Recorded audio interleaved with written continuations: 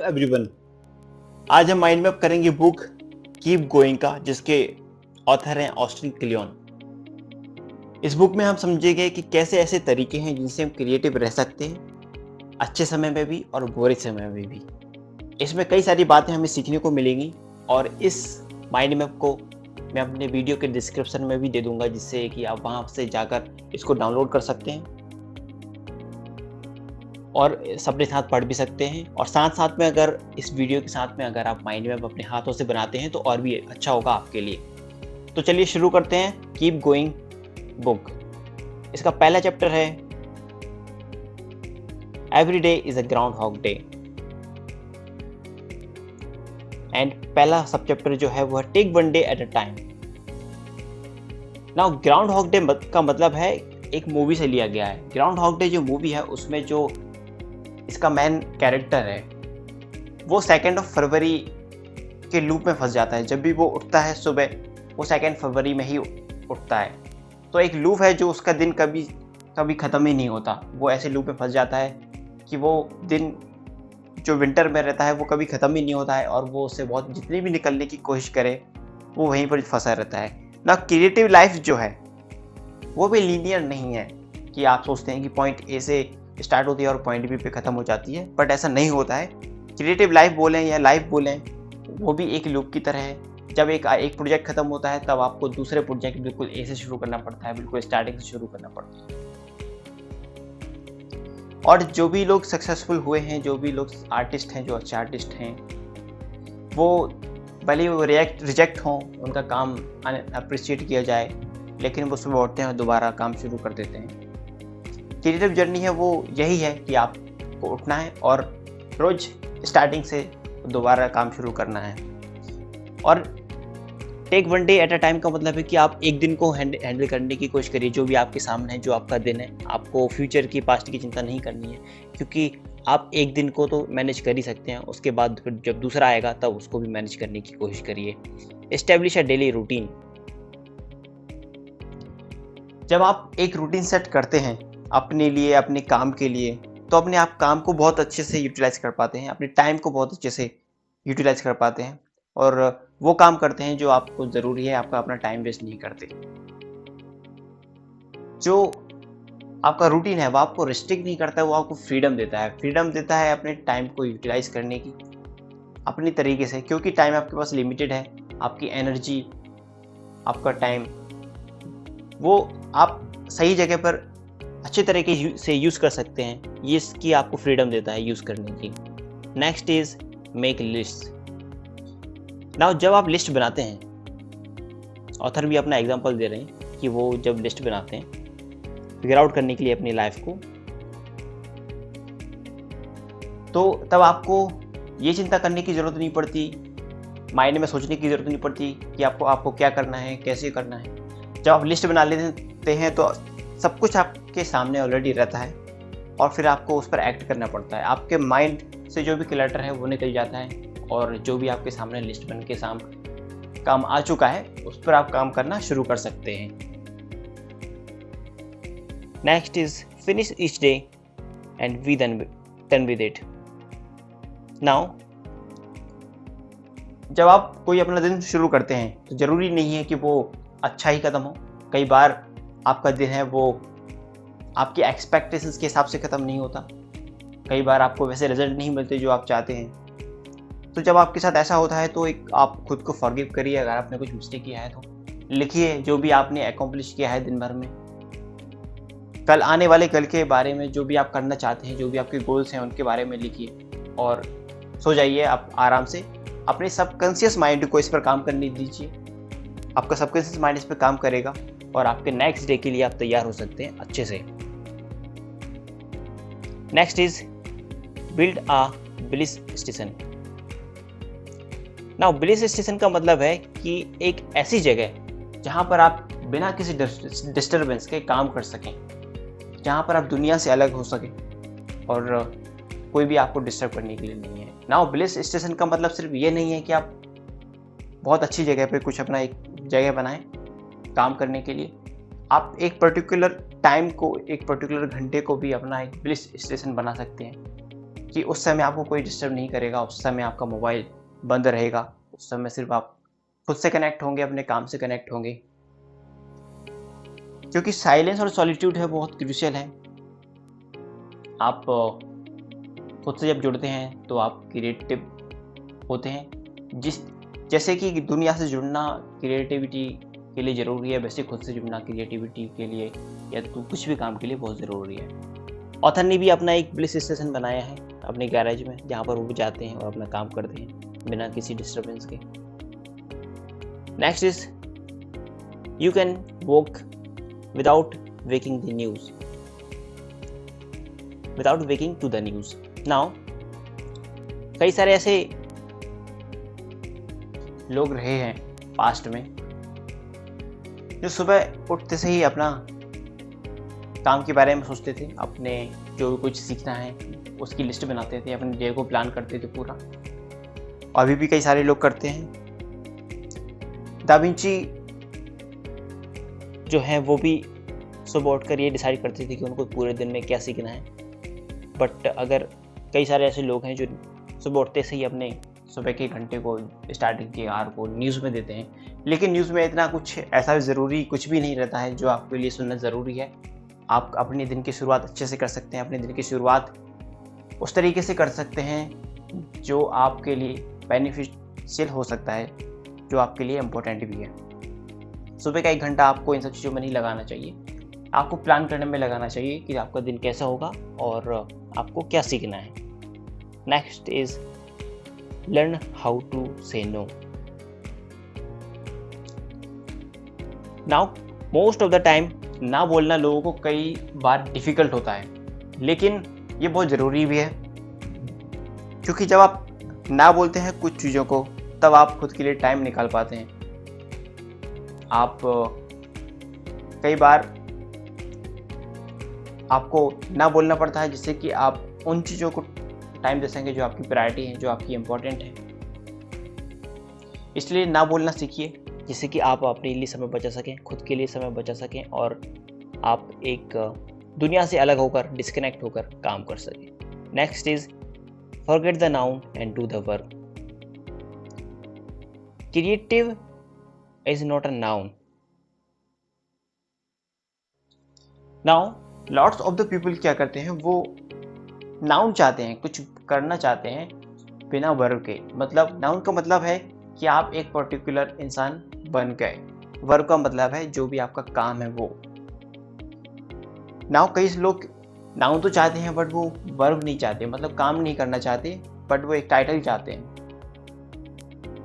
But अगर आप title चाहते हैं तो आप रेस्ट्रिक्ट हो जाएंगे। मान लीजिए कि आप एक पेंटर हैं और आपकी आइडेंटिटी हो गई है पेंटिंग की, और अपने आपने खुद को आइडेंटिफाई कर लिया है पेंटर से, तो आप एक रेस्ट्रिक्ट हो गए हैं सिर्फ पेंटिंग के लिए। अब क्या होगा जब आप कुछ राइटिंग करना चाहते हैं, और क्या होगा कि आप फिल्म मेकिंग करना चाहते हैं या कुछ और करना चाहते हैं, तो अपने आप को रिस्ट्रिक्ट मत करिए, अपने आप को नाउन में कन्वर्ट मत करिए, अपने आप को वर्ब पे फोकस करिए और ये आपको बहुत आगे ले जाएगा लाइफ में। क्योंकि जब हम वर्ब पे फोकस करते हैं तब हम काम पे फोकस करते हैं, टाइटल के पीछे नहीं भागते बल्कि काम के पीछे भागते हैं कि हमें काम करना है, वो काम जो हमें पसंद है।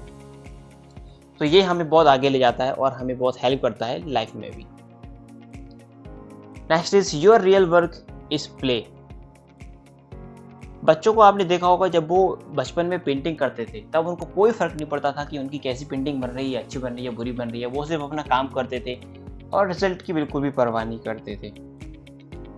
और कई सारे ऐसे आर्टिस्ट हैं जिन्होंने इस अपने अपने अंदर के बच्चे को जिंदा रखा है और वो आर्ट बनाते हैं और अच्छे रिजल्ट आते हैं उससे। क्योंकि जो हैवीनेस है दुनिया की परवाह करने की, अपने काम को अच्छा होने की, बुरा होने की, जो भी हैवीनेस आपके ऊपर है उसका इफेक्ट आप पे भी पड़ता है और आपकी आर्ट पे भी पड़ता है, मतलब आपके काम पर भी पड़ता है। सो बच्चा बने रहे, एक बच्चे की तरह प्लेफुली तरीके से काम करते रहें, खेलें, अपने काम के साथ एंजॉय करें उसको, जिससे कि आपके काम के रिजल्ट भी बहुत अच्छे आएंगे। Make gifts, protect your valuables. Now आजकल क्या होता है कि अगर इतने ज़्यादा रिसोर्सेस हमारे पास आ गए हैं कि कोई अगर हमसे बोलता है कि वो किसी काम में अच्छा है मान लीजिए कि किसी ने आपको कपकेक बनाकर खिला दिया, तब आप उसको सजेस्ट करेंगे कि तुम्हें तो ये बिज़नेस शुरू कर देना चाहिए इसका। तो हमारे पास इतने ज़्यादा रिसोर्सेज हैं कि हम हर चीज़ को आजकल मोनेटाइज़ करने के बारे में सोचते हैं, मोनेटाइज़ करने के बारे में बात करते हैं कि हम उससे पैसा कैसे बना सकें। लेकिन ऑथर सजेस्ट करते हैं कि आप खुद के लिए लिस्ट बनाइए, खुद के लिए एक लाइन ड्रॉ करिए कि आप ऐसी कौन सी चीज़ें हैं जिनसे आप पैसा कमाना चाहते हैं और ऐसी कौन सी चीज़ें हैं जो आप अपने लिए खुद के लिए रखना चाहते हैं। उससे क्या होगा, उससे ये होगा कि जब आप दुनिया से हटना चाहते हैं, तो आप खुद खुश होना चाहते हैं, तो आप ऐसे काम के पास जा सकते हैं, ऐसा काम कर सकते हैं जो सिर्फ आपके लिए है, दुनिया के लिए नहीं है, जिससे आप खुश हो सकें और जो आप खुशी दे सके वो काम करके। Where there is no gift, there is no art. Now आप मान लीजिए आर्टिस्ट हैं, आप फेमस भी हो गए हैं और लोगों का आपको बहुत सपोर्ट भी मिल गया है, तो आपको स्टार्टिंग से ही पता होता है कि आपके ऐसे कौन से लोग हैं जो आपके साथ हैं आपकी जर्नी में। और जब आप तो उनके लिए आप गिफ्ट बनाइए, उनके लिए आप और गिफ्ट बनाते रहिए, डेडिकेट करिए उनको चीज़ें। आप जब स्टक फील करते हैं अपने काम में तो आप ट्राई कर सकते हैं, जब आप हेट कर रहे हैं अपने काम को तो आप ट्राई कर सकते हैं कि जो भी आपके स्पेशल वन है उनको ध्यान में रख के कि आप उनके लिए काम कर रहे हैं, उनको डेडिकेट कर रहे हैं कोई काम, और उनके बारे में सोच के आप काम करेंगे तो उसका रिजल्ट भी बहुत अच्छा होगा। जब आप ऐसा कुछ काम करते हैं उनको गिव अवे करिए, उनको गिफ्ट दीजिए, और आपकी जो बिग ऑडियंस है उसके लिए भी अगर आपकी बिग ऑडियंस है, सभी लोग आपको सपोर्ट करते हैं, प्यार करते हैं, उनको गिव अवे दीजिए। इससे क्या होगा, आप काम अच्छा कर पाएंगे और बेटर तरीके से काम कर पाएंगे, लगातार काम कर पाएंगे। Next is the ordinary plus extra attention is the extra ordinary. Now you have everything you need. आपको अगर कुछ भी काम करना है तो उसके लिए आपको एक्स्ट्रा ऑर्डिनरी लाइफ की जरूरत नहीं है। एक्स्ट्रा ऑर्डिनरी काम करने के लिए आपके पास एवरीडे लाइफ में आपको हर वो चीज़ मिल सकती है। अगर आप कोई काम कर रहे हैं, आप कोई आर्ट बना रहे हैं, आप कोई राइटिंग कर रहे हैं, आपके आसपास आप नोटिस करें, ऑब्जर्व करेंगे तो आपको हर चीज़ वो मिल सकती है जो एक्स्ट्रा ऑर्डिनरी लाइफ के लिए, एक्स्ट्रा ऑर्डिनरी आर्ट के लिए, काम के लिए ज़रूरी है। आप वहाँ से वो बना सकते हैं। Pay attention to what you pay attention to. Now आप दिन भर में आप अपनी अटेंशन को कहाँ पे करते हैं, कहाँ ध्यान देते हैं, क्या चीज़ें ऐसी हैं जो देखते हैं दुनिया में, क्या चीज़ें ऐसी हैं जो आप ऑब्जर्व करते हैं, उस सब से बहुत फ़र्क पड़ता है आपकी प्रोडक्टिविटी पे, आप जो काम कर रहे हैं उस पर, आप जो भी स्टफ तैयार कर रहे हैं, आर्ट बना रहे हैं उस पर। क्योंकि इन सभी चीज़ों से आपकी जो लाइफ है वो डिफाइन होती है, इन सभी चीज़ों से आपकी लाइफ बनती है। अटेंशन की कीमत बहुत ज़्यादा है। जो भी इंस्टाग्राम है, फेसबुक है, जितने भी ऐप हैं वो सब भी आपकी अटेंशन ही चाहते हैं और अटेंशन के लिए ही वो इतनी बड़ी कंपनीज ओपन करके रखे हैं। तो अपनी अटेंशन को जो है वो सही जगह पर लगाइए, क्योंकि उसी से आपकी लाइफ जो है वो बेटर बनेगी, आप अच्छे से काम कर पाएंगे। Next is slay the art monster. Art is for life, not the other way around. Now कई लोग ऐसे आर्टिस्ट रहे हैं जिनकी लाइफ भले ही खराब हो, वो बहुत कितने भी क्रूर व्यक्ति हों, चीटर हों, या उन्होंने कितने भी बड़े काम किए हों, लेकिन उन्होंने आर्ट अच्छे बनाए हैं। ऐसे लोगों को आप आर्ट मॉन्स्टर कह सकते हैं। नाउ आर्ट का जो पर्पस होता है वो लोगों की लाइफ बेटर करना होता है। और मान लीजिए कि अगर आप राइटर हैं, आप कुछ अच्छा बनाने की कोशिश कर रहे हैं, आपका पर्पस होना चाहिए कि आपने आर्ट बनाया और लोग उसको पसंद करें, उनकी लाइफ अच्छी हो, लाइफ को वो चूज़ करें। बट ये भी ध्यान में रखना है कि अगर आप कोई आर्ट बना रहे हैं, अब अगर आप कोई भी काम कर रहे हैं, उससे अगर आपकी लाइफ भी ख़राब हो रही है या दूसरों की लाइफ भी ख़राब हो रही है तो वर्थ नहीं है वो। आर्ट बनाना, कोई भी काम करना जब तक वर्थ नहीं है तब तक कि उससे आपकी ज़िंदगी भी ठीक हो और लोगों की ज़िंदगी भी ठीक हो। Next is you are allowed to change your mind. To change is to be alive. अगर आपने अपना दिमाग कभी भी किसी के लिए चेंज नहीं किया है तो हो सकता है कि आप डेड हैं, क्योंकि अनसर्टेनिटी ही है जो एक जिस पे थ्राइव करती है आर्ट, या अनसर्टेनिटी है जिस पे हर काम थ्राइव करता है। कुछ भी सर्टेन नहीं है हमारी लाइफ में। हम होप कर सकते हैं चीज़ों को अच्छा होने के लिए, और लेकिन होप का मतलब ये नहीं है कि हमें पहले से ही पता हो कि कैसे टर्न आउट होने वाली है चीज़ें, कैसे रिजल्ट आने वाला है उसका। हम सिर्फ होप कर सकते हैं आगे चलने के लिए और बढ़ते रहने के लिए, अनसर्टेनिटी को फेस करने के लिए, जिससे कि हम डील कर सकें आगे वाले आने वाली चीज़ों के लिए। तो चेंज होना, माइंड को चेंज करना इज़ ओके, क्योंकि सभी कुछ अनसर्टेन है। आपको धीरे धीरे टाइम के साथ चीज़ें पता चलती हैं। Next is visit the past.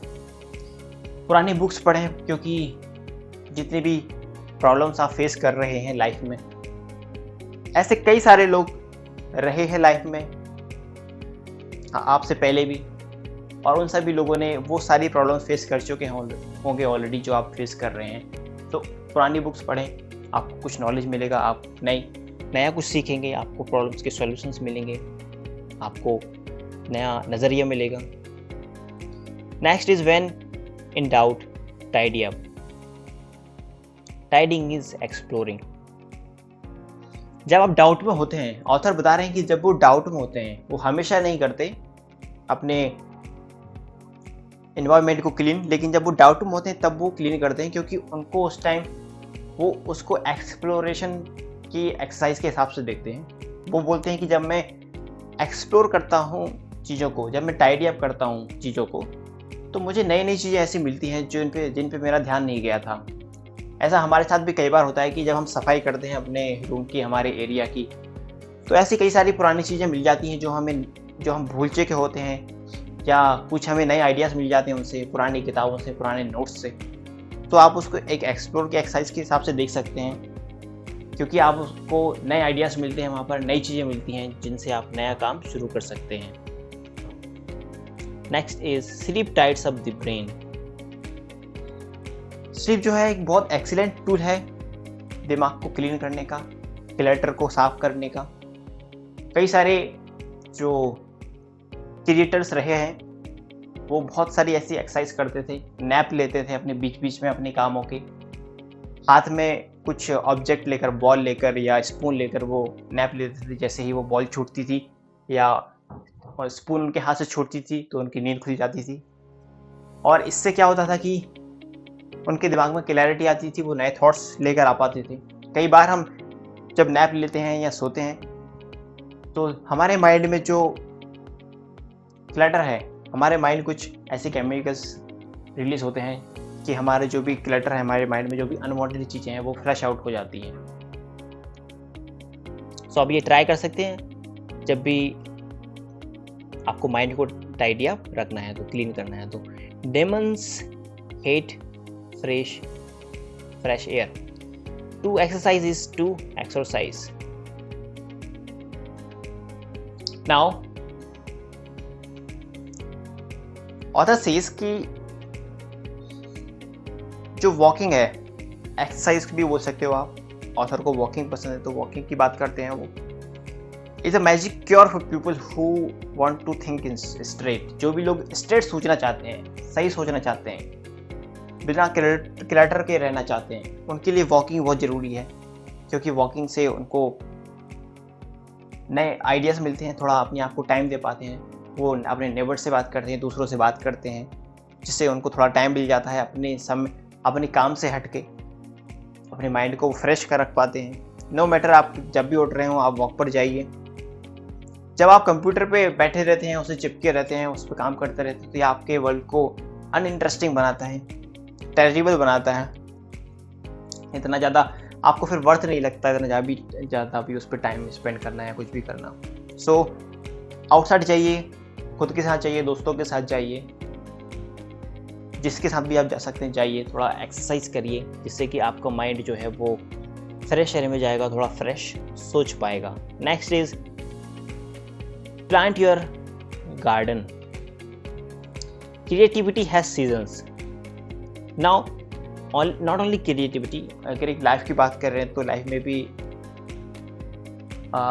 जो भी आप काम कर रहे हैं उसमें भी सीजन्स होते हैं। कई बार जो है हम बहुत अच्छा काम कर पाते हैं, कई बार हम नहीं कर पाते। तो हम ये एक पैटर्न को ऑब्जर्व कर सकते हैं कि हम कब अच्छा काम करते हैं, कब हम बुरा काम करते हैं। इससे क्या होगा कि इससे हमें ये पता चल जाएगा कि हमें अच्छे वक्त में हम कैसे काम कर रहे हैं, और बुरे वक्त आता है तो हमें पेशेंस रखने की ज़रूरत है, माइंड को रिलैक्स रखने की ज़रूरत है कि हम जब हमारा टाइम आएगा उस टाइम हम प्रोडक्टिव हो सकें, अच्छे से काम कर सकें। तो जैसे नेचर में सीजन्स आते हैं, एक के बाद एक बदलाव आते हैं, वैसे ही लाइफ में और क्रिएटिविटी में भी बदलाव आते हैं। This to shell pass. Now एक लॉन्ग व्यू रखें, क्योंकि जो भी आपके बुरे वक्त हैं या अच्छे वक्त हैं वो भी पास होने वाले हैं, वो भी जाने ही वाले हैं। हमें नहीं पता है कि हम इस दुनिया में कब तक हैं, और हम वेस्ट नहीं कर सकते हमारे टाइम को, हमारे दिन को गलत तरीके से, क्योंकि अगर वेस्ट करेंगे तो ये शेम होगा हमारे लिए भी। तो हमें यूज़ करना चाहिए, लॉन्ग व्यू रखना चाहिए। अगर गलत समय भी है तब ये सोचना चाहिए कि ये पास होने वाला है, अच्छी चीज़ों पे फोकस करना चाहिए। सो कीप डूइंग वर्क, आप काम करते रहें, जो भी आपके सामने आ रहा है, जो भी आप काम कर रहे हैं, और कीप गोइंग, और आगे बढ़ते रहें। सो दोस्तों, ये थी बुक कीप गोइंग की समरी। आई होप कि ये आपको पसंद आई हो। आई होप कि इसमें आपको ज़रूर कुछ ना कुछ सीखने को मिला होगा, कुछ ऐसा सीखने को मिला होगा जो आप यूज़ कर सकते हैं अपनी लाइफ में। तो शेयर करिए उन लोगों के साथ जिन लोगों को ये देखने की ज़रूरत है, कुछ सीखने की ज़रूरत है। जो भी आपको इसमें पसंद आया हो उसको अपने पास रखिए, जो नहीं आया हो उसको हटा दीजिए, अपने काम की चीज़ें नोट करके रख लीजिए। सो दोस्तों, शेयर करिए दोस्तों के साथ, कमेंट करिए, लाइक करिए, और जल्दी मिलते हैं दूसरे वीडियो में। Thank you so much for watching.